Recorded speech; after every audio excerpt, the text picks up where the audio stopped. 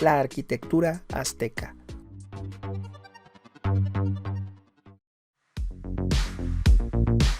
Un rasgo significativo es que se decía que no ponían puertas, que sus casas y sus edificios públicos carecían de puertas, lo cual es inexacto y ahora te explicaré por qué. La arquitectura azteca sin lugar a dudas refleja los valores y la civilización de un imperio y por ello el comprender su arquitectura nos lleva a entender la historia de ellos mismos, incluyendo su migración a través de México y su representación de los rituales religiosos. La mejor manera de describir la arquitectura azteca es diciendo que es monumental. Su propósito radicaba en manifestar poder al tiempo que se apegaba a fuertes creencias religiosas. Esto se pone en evidencia en el diseño de los templos, los adoratorios, los palacios y las casas de la gente común. La ciudad capital del Imperio Azteca, sin lugar a dudas todos sabemos, era Tenochtitlan, situado donde hoy se encuentra la moderna Ciudad de México. Tenochtitlan era una ciudad abrumadora y monumental, que fue construida sobre pequeñas islas y tierras pantanosas. Era la tercera ciudad más grande del mundo, después de Constantinopla y París, aunque les cueste trabajo a muchos entender eso. Era más grande que París y Constantinopla, y en su época, Tenochtitlan, en la época de mayor esplendor, albergó más de 200,000 personas. Algunos calculan que la área conurbada podía tener 800,000 habitantes, ya en aquel tiempo, antes de la llegada de los españoles. Tenochtitlan era la ciudad en la que se encontraba la arquitectura azteca más impresionante y monumental, y después de la conquista, esta ciudad fue saqueada, destrozada, y sus materiales usados para construir la moderna Ciudad de México. A partir de distintos documentos arqueológicos e históricos, tales como las crónicas españolas y los códices escritos por los frailes, los indígenas y otros historiadores, es posible desentrañar el alcance y la importancia de la arquitectura azteca. Si bien Tenochtitlan fue la más impresionante de las ciudades aztecas, hubo otras ciudades y otros sitios arqueológicos que representaron a la arquitectura, a la vida cotidiana y a los rituales aztecas. Hubo más. Los aztecas tuvieron una larga historia de migraciones y en el transcurso de las cuales se separaron varias veces. Las gentes que fundaron Tenochtitlan, sin embargo, permanecieron unidas y se dedicaron a la veneración de Huitzilopochtli, el dios del sol y de la guerra. Debido a que los aztecas migraron durante varios cientos de años y se separaron varias veces, no fue una sola migración, adoptaron distintos dioses, costumbres, estilos arquitectónicos y técnicas. Se hicieron diversos. La separación migratoria final tuvo lugar en Coatepec, en las proximidades de Tula, Hidalgo, donde nació Huitzilopochtli, una de las deidades aztecas más importantes. La mitad del Templo Mayor fue construida en honor a Huitzilopochtli. El Templo Mayor de Tenochtitlan contiene toda la historia de Huitzilopochtli, narrada en esculturas. Para mayores detalles, puede analizarse en exclusiva la arquitectura del Templo Mayor, que se hizo en varias etapas. Este templo era el lugar sagrado por excelencia donde los aztecas adoraban a Huitzilopochtli y sacrificaban, se dice, a seres humanos a fin de aplacarlo. Para poder comprender cabalmente la arquitectura azteca, hace falta realizar un examen amplio de la cosmología, la mitología y la cultura de los aztecas, entenderlos y saber cómo pensaban, puesto que la mayoría de las estructuras aztecas conllevan una carga religiosa. Ello se hace evidente en los distintos templos y adoratorios que se construyeron para adorar a las deidades aztecas y para ofrecerles, se dice, sacrificios. La arquitectura azteca estaba fuertemente influenciada por los toltecas de Colhuacán, los tepanecas de Azcapotzalco y los acolhuas de Texcoco. Debido a que el imperio azteca fue construido a través de la conquista, los aztecas debían encontrar la manera de integrar los diversos grupos étnicos bajo su dominio. De este modo, recurrieron a su arquitectura y a los materiales gráficos para promover su visión del mundo. Las estructuras gigantescas reflejaban el poderío militar del imperio. El simbolismo. Su arquitectura tenía un simbolismo marcadamente religioso, así fuera en edificios públicos. ¿Qué tipos de arquitectura tenían los aztecas? Pues te diré que los templos piramidales fueron construidos para facilitar la religión y la visión del mundo. La mayoría de los templos piramidales seguían un patrón general que constaba de una plataforma, una doble escalinata larga, amplia y empinada que se elevaba en el centro, con balaustradas a los lados de los escalones. Se usaban bloques de piedra esculpida y calaveras para decorar esa plataforma, y el extremo de las balaustradas construidos teniendo en mente la cosmología, y de alguna manera todos se hacían prácticamente con algunas variantes iguales. Las partes superiores de las pirámides contaban con pequeñas mesetas sobre las cuales se construía siempre un templo o una piedra de sacrificios. Si no se hacía una construcción grande, por lo menos había una piedra. Ahora bien, ¿qué tipos de pirámides hacían? Había pirámides redondas, principalmente en Calihuaxtla, en el Valle de Toluca, y están dedicadas a Ecaetl, el dios del viento.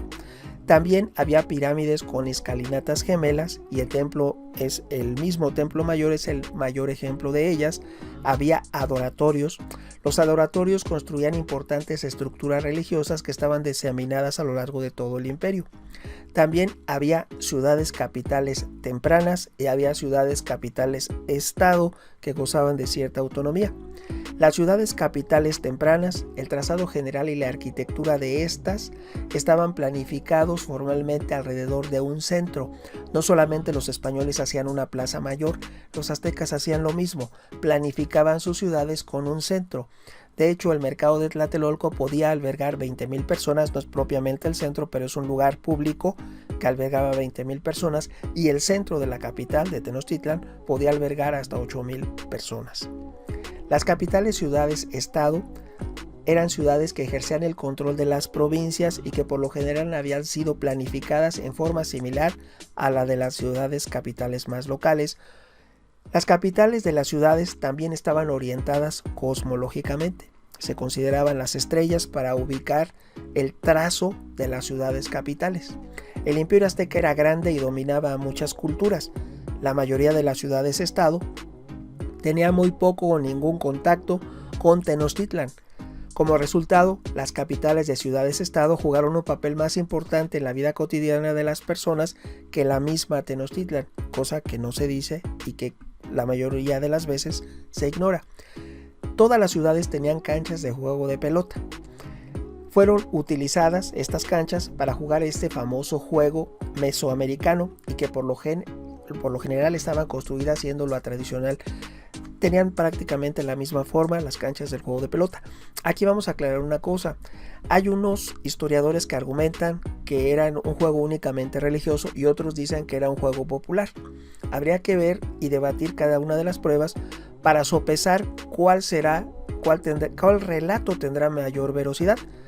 Si es real que los que jugaban eran sacrificados o que era un juego popular únicamente como celebración. Habría que analizar las pruebas que presentasen en una evidencia tanto unos historiadores como otros.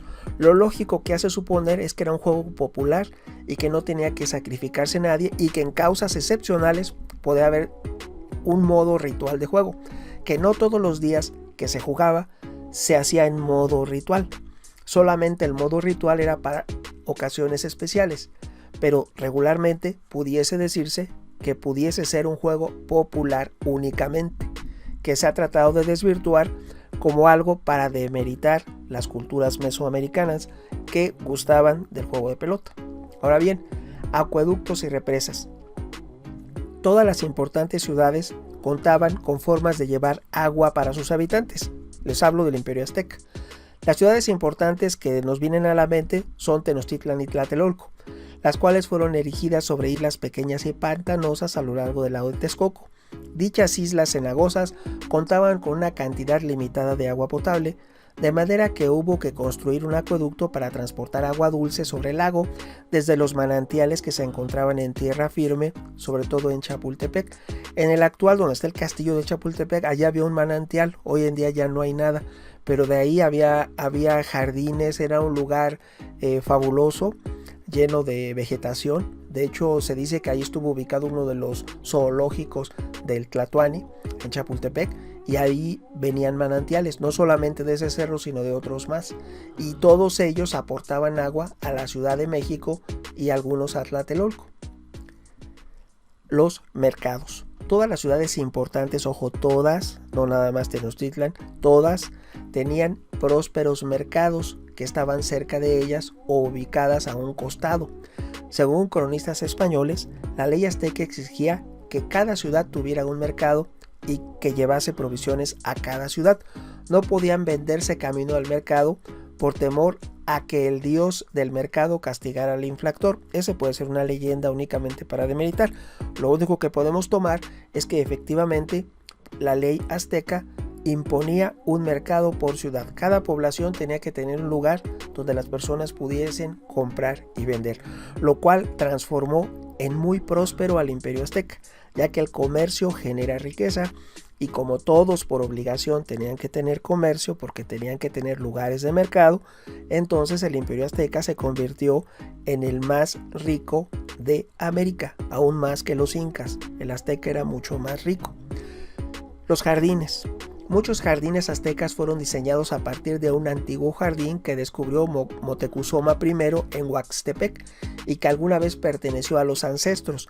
El emperador decidió restaurar y reconstruir el jardín y se llevó al lugar y se plantó toda una variedad de plantas, así como fauna proveniente de otras regiones. Así es como se hicieron los primeros jardines que después evolucionaron a los primeros zoológicos personales.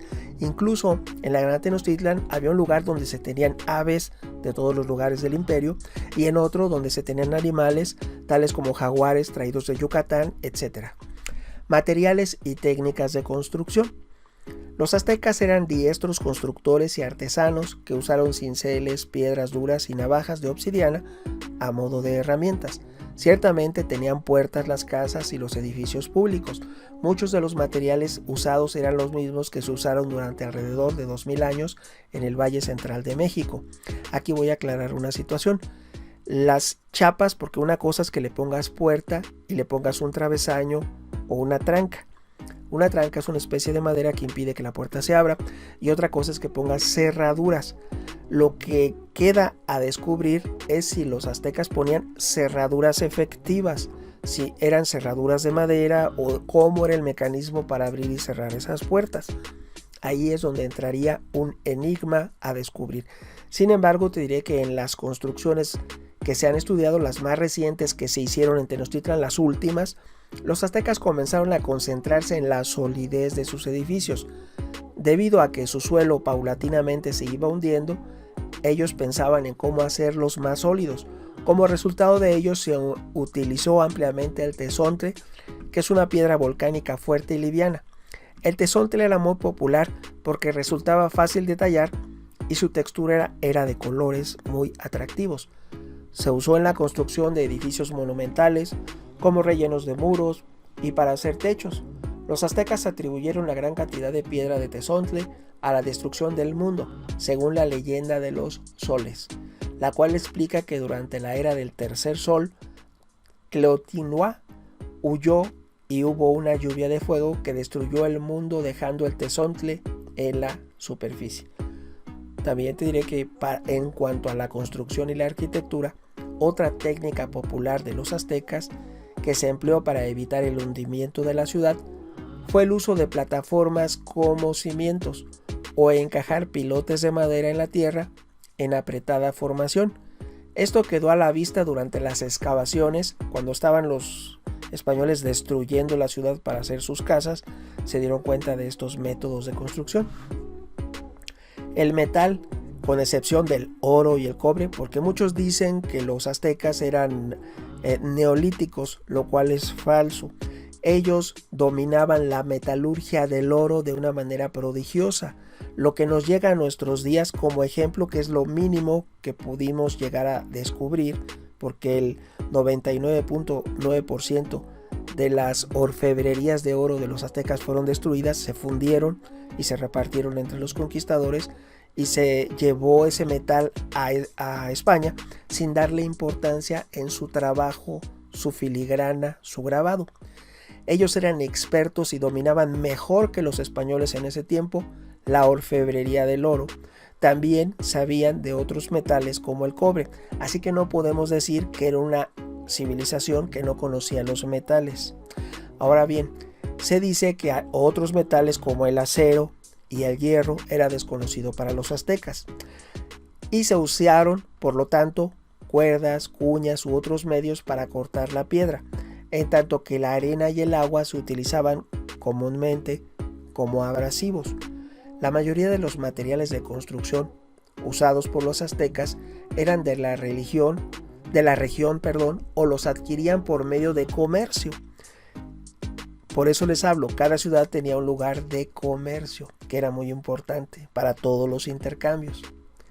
Incluso, sirva manera de ejemplo, en Tenochtitlan, los manjares, la comida de las ciénagas, se degustaba mucho, se consumían ranas, peces y algas. Incluso esos materiales se utilizaban junto con las rocas para construcción. Les hablo de las algas, se usaban como relleno. Rocas y rellenos se usaban para ampliar y estabilizar las pantanosas chinampas, que son parcelas de tierra que se usaban para la agricultura, que tienen una productividad inimaginable. En ese momento histórico eran el mejor método para hacer producir un pedazo escaso de tierra. Las chinampas era una técnica una agrotecnología puntera en el mundo. Ahora, regresando a esto, también el escombro, el mortero, el adobe eran utilizados para la construcción, y se hacía cal y se utilizaba para hacer estuco, y se utilizaban de forma habitual. Las ciudades eran llenas de color, bien edificadas, con piedra y con colores. No eran únicamente el color de la piedra. Regularmente se pintaban de colores vivos. La piedra suelta y el escombro se importaban de las regiones costeras fuera de Tenochtitlan, pero llegaban a la ciudad y se utilizaban en la construcción de las edificaciones, tanto religiosas como públicas. Las gentes usaban madera de los bosques como el pino y el roble, y se hacían con ellos vigas de soporte y jambas de puertas. Ojo, hacían puertas de pino y de roble. Los aztecas eran tan adeptos a trabajar y tallar la piedra que los españoles, en una época posterior, utilizaron y combinaron los artistas indígenas con sus propios artistas, que usaban herramientas de metal en la construcción de edificios coloniales. Ahora, solamente como reflexión, sabes que la ciudad de Puebla se llama la ciudad de las 1001 iglesias, porque cuando casi no había habitantes, cuando eran muy pocos los españoles que habían llegado, y con el mestizaje hubo de pasar siglos para que la población creciera de manera significativa, hasta llegar escasamente a 1 millón de habitantes en épocas ya posteriores. Te he de decir que cómo fue posible que se edificaran tantos miles de edificios religiosos con paredes de 1 o 2 metros de espesor. Simplemente la ciudad de Puebla no se edificó lógicamente de la noche a la mañana, pero en la época colonial se hicieron la mayoría de sus edificios religiosos. ¿Cómo los hicieron tan poquitos indígenas? ¿Quiénes construyeron tantos edificios, incluso en la capital, en la Ciudad de México, cuando ya era virreinato, cuando estamos en la colonia? ¿Quién construyó tan masivos y pesados edificios? Si tú entras al Palacio del Virrey, que hoy es el lugar donde todos los días despacha el presidente de México, que era el Palacio del Virrey, si tú entras e ingresas a alguno de los patios, podrás ver que hay pilares de hasta más de 1 metro de espesor. ¿Quién construyó eso con tan pocos habitantes? Recordemos que por las enfermedades traídas por la viruela, el llamado cocolistli, falleció el 90% de la población inmediatamente después de que cae Tenochtitlan en agosto de 1521. Fallece el 90% de la población en los siguientes 40 años. Entonces, durante 300 años que duró la colonia, ¿quién construyó todos esos edificios? ¿Qué habitantes lo hicieron? Solo como reflexión. Ahora, regresando a la arquitectura azteca, que es monumental y prodigiosa, te diré que en relación al recinto de Tenochtitlan, esta fue una ciudad que representó poder y resistencia, así como una metáfora viviente de la historia migratoria de los aztecas y de la supremacía de su dios del sol, Huitzilopochtli. Fue un asentamiento urbano isleño que en el momento de la conquista española albergaba aproximadamente a 200,000 habitantes solamente Tenochtitlan, no estoy incluyendo Texcoco, tampoco el área conurbada. Se dice que el área conurbada eran 800,000 habitantes a la llegada de los españoles. Su nombre proviene de Tetl, roca, y Nochtli, cactus, y Tlán, un sufijo de ubicación. O sea que Tenochtitlan es la ciudad del cactus y la roca.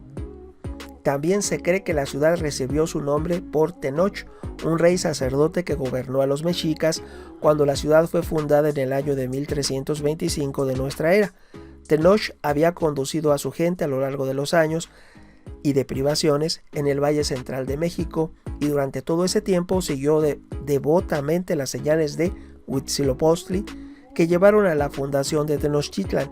Tenoch predijo que la tierra donde los mexicas habrían de asentarse se encontraba vis a vis. Encontrarían a vis, que era un águila posada sobre un nopal devorando a una serpiente, un campo blanco, una rana blanca y un sauce blanco. Algunos de los mismos elementos fundacionales que aparecieron en anteriores narraciones culturales como las de Tula y Cholula. Era común que encontraran esos elementos, no nada más se encontró ahí, ya lo habían encontrado en Tula, ya lo habían encontrado en Cholula y lo encontraron en lo que fue Tenochtitlan. El corazón de Copil, sobrino de Huitzilopochtli, determinaría el lugar exacto en el que habría de fundarse la ciudad.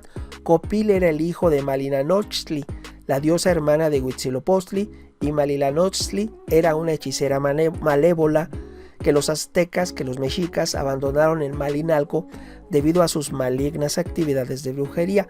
Malinalxóchtli alentó la animosidad entre su hijo y su hermano cuando Copil y Huitzilopochtli combatieron. Copil fue derrotado y su corazón arrojado sobre el lago de Texcoco. Este fue a caer en la isla que llegaría a transformarse en Tenochtitlan. Es nada más una reflexión sobre la leyenda documentada sobre el origen del nombre de Tenochtitlan. Cuando la ciudad sagrada fue fundada, de inmediato se erigió un templo para honrar a Huitzilopochtli. Fue lo primero que se hizo, ese templo. El templo se construyó con cañas y paja, con una base de pastos del pantano.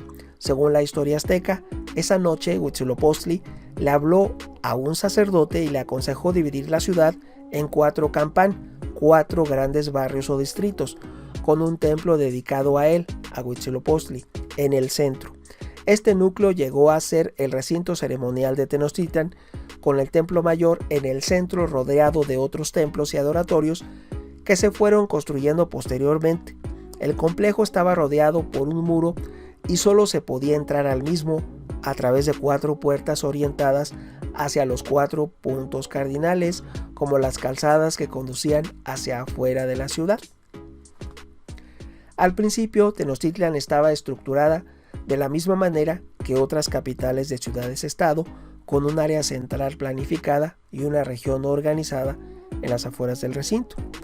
El trazado al que hicimos referencia cambió cuando la población aumentó de forma exponencial, cuando quedó determinado que Tenochtitlan se transformaría en la capital de la civilización azteca.